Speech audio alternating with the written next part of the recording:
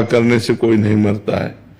उसकी आयु समाप्त है तो जैसे हम उसकी से, किसका प्रश्न है, उसकी आयु समाप्त है तो हम उस किसी की सेवा की, वो मर गया, उसकी आयु समाप्त है।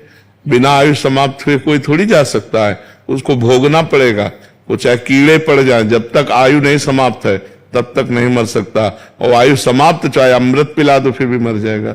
आयु समाप्त है, उसमें अपना कोई भाग्य नहीं लगता कि हम सेवा की, वो बच नहीं पाया तो हम मनहूस हैं, ऐसा कुछ नहीं। नाम जप करो और जितनी बन सके सेवा करो, किसी का अहित ना हो, ऐसी बातें नहीं सोचनी चाहिए। गुरुजी हर बार यही होता है मेरे साथ। तो हो सकता है हर बार संयोग ऐसा ही बनता हो कि वही मिलते हो जिनको ढनंगना है।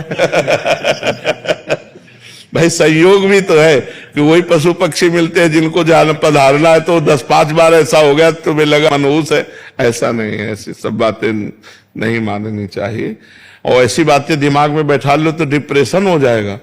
गुरुजी जिसको पता चलता ना, वो कहते हैं हम आपके घर भी नहीं आएंगे, टच कर दोगे तो मर जाएंगे। राधा राधा, अरे ऐसा कुछ नहीं होता, ऐसा कुछ नहीं होता है। संसार के अलग सूत्र है परमार्थ का। जो विधना ने लिख दिया चठी राव के अंक, राई घटे न तिल बढ़े, रहुरे जीव निसंक। जितना लिखा है उतने में ही श्वासें रहेंगी, चाहे पशु पक्षी की हो चाहे मनुष्य की हो, किसी के छूने या किसी की सेवा करने या किसी के कहने से। अगर कहने से हो तो बहुत लोग बनाते हैं कि पड़ोसी मर जाए, वो मर जाए, सब मर ना जाए, ऐसे कोई नहीं मरता। जब जिसकी आयु आती तभी मरता है। अजय कुमार जी बिहार से। राधे राधे महाराज।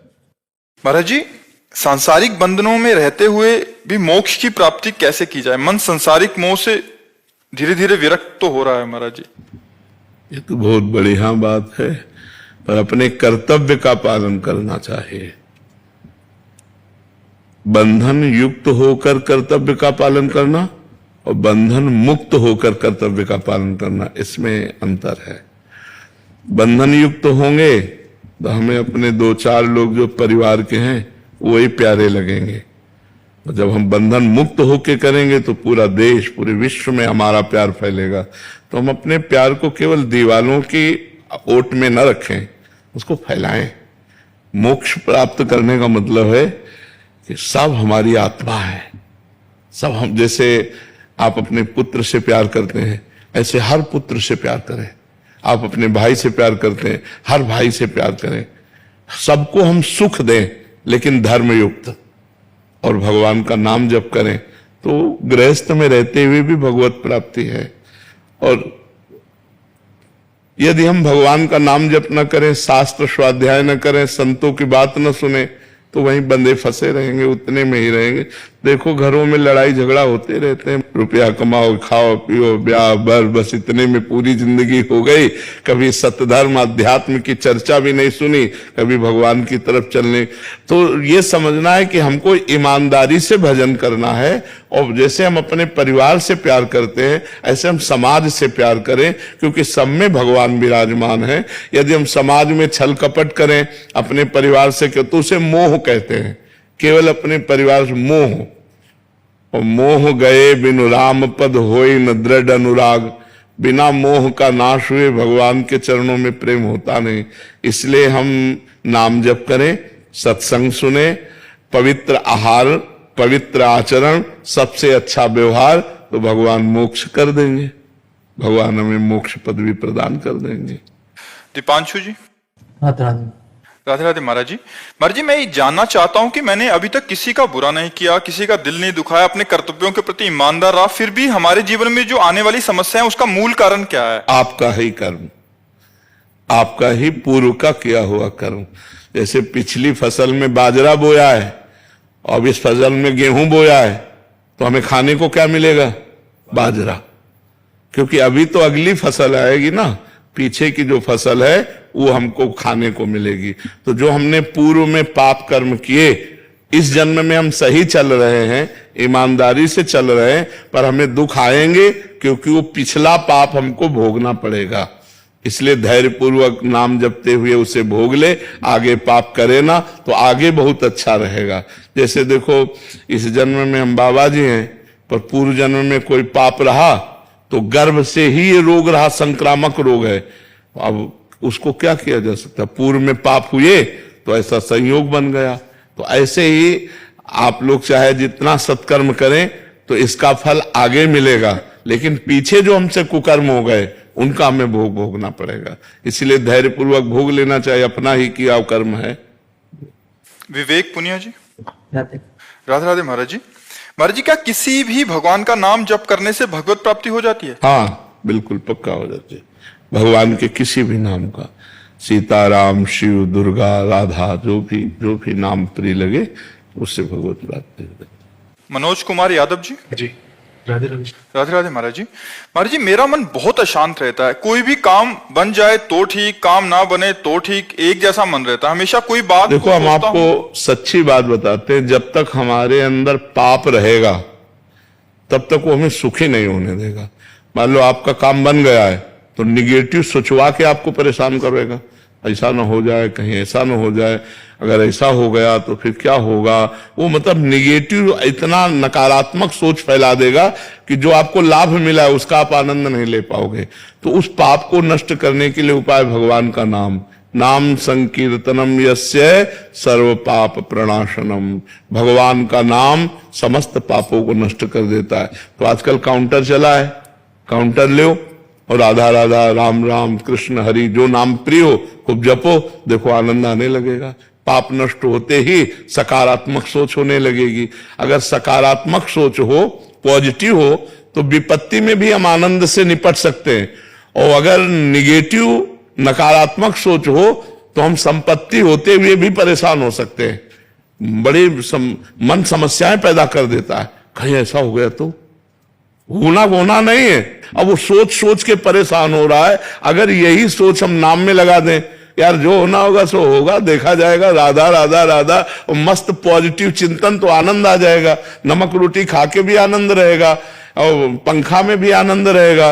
और अगर निगेटिव चिंतन है तो एसी में भी बैठ के जलोगे, रबड़ी खा के भी असंतुष्ट रहोगे। इसलिए नाम जप करो जो अंदर के सिस्टम को सुधार दे। अंदर के सिस्टम की बाहरी दवा नहीं है, अंदर के सिस्टम की भगवान के नाम की दवा है। जासु नाम भव भेषज, भेषज माने औषधि, जासु नाम भव भेषज हरन घोर त्रिशूल। जिनका नाम दैहिक, दैविक, भौतिक तीनों तापों को नष्ट करने वाला, सब पापों को नष्ट करने वाला और आवागमन के चक्र को रोक देने वाला, उन भगवान का नाम जप करो, खूब नाम जप करो। इंस्पेक्टर अखिलेश मिश्रा जी। श्री हरिवंश जी। श्री हरिवंश महाराज जी। महाराज जी, भगवदाकार वृत्ति होने से सुख दुख का प्रभाव नहीं होता, ऐसा आपके सत्संग में सुना है। महाराज जी, भगवदाकार वृत्ति कैसे हो, कृपया रास्ता बताएं। हाँ, जब हम खूब भजन करते हैं ना तो हमारी वृत्ति जब बार बार प्रभु में लगती, बार बार प्रभु में लगती, तो प्रभु आनंद सिंधु है, तुम्हारे हृदय में आनंद आ।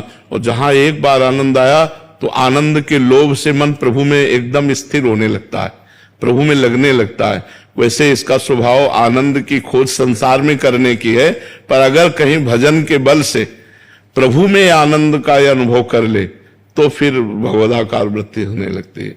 जब हम बार बार अव्यावृत भजनात्, बार बार आवृत्ति भजन की कर रहे, राधा राधा राधा राधा, तो हम जो सोचते हैं वो वही सोच पाते हैं, जो सुनते हैं, जो बोलते हैं, जो देखते हैं। हमारी सोच वही होती है जो हम सुनते हैं, जो देखते हैं, जो बोलते हैं। तो हम बार बार नाम को ही देखें, नाम को ही सुने, नाम को ही बोले, तो हमारी भगवदाकार वृत्ति हो जाएगी। अब बराबर नाम में मन नहीं लगता, इसलिए थोड़ी देर कथा सुन लेते हैं, थोड़ी देर सत्संग सुन लेते हैं, थोड़ी देर सेवा कर लेते हैं, थोड़ी देर व्यवहार भी कर लेते हैं, भगवत भाव से नाम जप कर लेते हैं। तो ये सब जो अभ्यास है साधन का, ये वही भगवदाकार वृत्ति करता है कठिन, मुश्किल नहीं है। यदि हम बार बार प्रयास करते रहे नाम जप करने का, तो देखो पहले से अब देख लो अंतर है ना, तो अब से आगे अंतर पड़ जाएगा यदि अभ्यास आपका चलता रहा। समस्या में अभ्यास टूटने लगता है। जैसे कोई समस्या आती तो हमारा चिंतन खिंचता है, कोई विपत्ति आई, कोई प्रतिकूलता आई तो हमारा चिंतन खिंचता है, और उस समय संभालने की जरूरत है।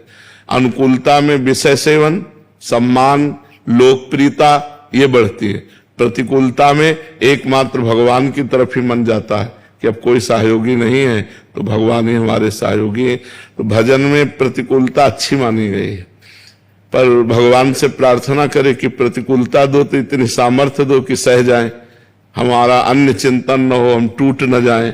नहीं तो ऐसी ऐसी प्रतिकूलताएं आती कि आपको अविश्वास हो जाएगा, हमारा सब कुछ ऐसा, अब आपका सब कुछ नहीं है, अब उनका सब कुछ है, वो जैसे चाहे तैसे। और सब भक्तों को ध्यान रखना, भगवान की 3 लीलाएं होती हैं, सृजन, पालन और संहार। ये सबके जीवन में होगा। शरीर की रचना हुई है तो इसका पोषण भी वही कर रहे हैं, अन्न जल वायु आदि के द्वारा, और विनाश भी वही करेंगे। ऐसे हमारा परिवार है, ऐसे ग्राम है, प्रदेश है, राष्ट्र है। रचना उन्होंने की है, पालन भी वही कर रहे हैं, तो विनाश भी वही करेंगे।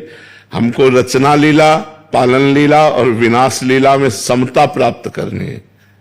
नहीं तो रचना अच्छा लगता है, पालन अच्छा लगता है, लेकिन विनाश अच्छा नहीं लगता। और ये होता है, पुत्र का मर जाना, पत्नी का मर जाना, पति का मर जाना, परिवार के जनों का बिछोह होना, तब लगता है भगवान कहाँ है। अगर होता तो हमारा एक ही पुत्र था, क्यों हरण कर लिया? क्या वो इतनी सृष्टि में हमारा ही पुत्र मिला था उनको, हम उनकी शरण में भजन करते हैं, तो क्या इतना नहीं रख सकते थे कि मेरे परिवार का एक ही दीपक है, उसको भी बुझा दे?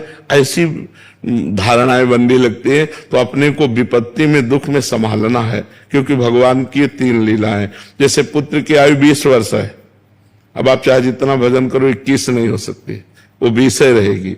जो विधना ने लिख दिया 6 राव के अंक, राय घटे न तिल बढ़े रहुरे जीव निशंक, उसको उतना ही रहना है।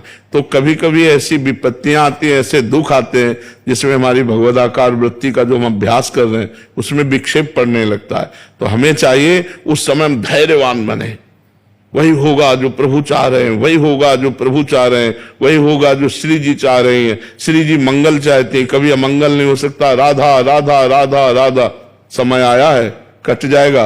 और उस समय आपकी भगवदाकार वृत्ति में विक्षेप नहीं पड़ा, क्योंकि आपका चिंतन रहा। तो आगे आनंद जब आएगा तो भगवदाकार वृत्ति उदय होने लगेगी। तो यह अभ्यास दुख और सुख में चलते फिरते, खाते पीते, उठते बैठते, हर समय